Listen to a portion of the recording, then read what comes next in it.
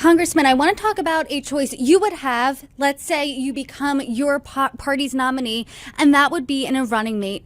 The Democratic Party often prides itself in its diversity. President Biden himself has emphasized diversity in both his staffing for his cabinet as well as his running mate. He wanted to make a cabinet that, quote, looks like America. Is that a promise you would also make? In fact, not only will my cabinet look like America, my cabinet will think like America. And that means inviting people of great competency and backgrounds of all political perspectives. Because I think our great problem in the United States right now is there's this notion of the winner takes all, when the fact of the matter is the winner is only bringing about 50% of the country with him or her. That's why a cabinet should reflect not just the party in power.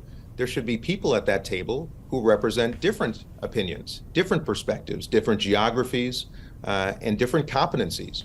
That's why my business experience, I believe, comes in handy right now. As it relates to both the cabinet, vice presidents, and populating the administration, I will make a firm commitment, the best and the brightest, period.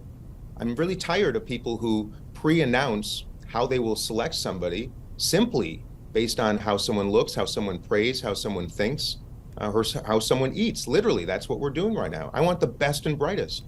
And yes, my cabinet will be diverse of opinion, of color, of race, of religion, of background and geography and politics. That's what we need in the White House. And mark my words, we can change the course of the country if people know that their voice is being heard by their president in their White House. Nobody's done this in recent history. It's time to try it differently. And I make that commitment and I make that promise. Let's talk about that a little further. From what you just said, it sounded like you're committing to including Republicans in your cabinet. Is that correct? Absolutely. I think it's absurd. I think it's absurd that we have American presidents who populate their cabinet with people who think entirely the same way. That is the recipe for what we have right now. And by the way, if people believe that is the recipe for success, and you look around and you think everything is going just great in America and around the world, then we just have a difference of opinion. I believe it's time to do exactly what Abraham Lincoln did. He had a team of rivals.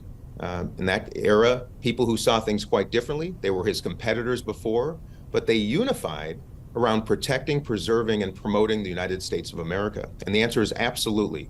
I will have different political perspectives at my table because that will make me a better president to know that there are people of a diversity of backgrounds and opinions who have my ear, who can make their case, and most of all, to ensure that literally 150 million Americans know that there are people in the White House representing them with their president.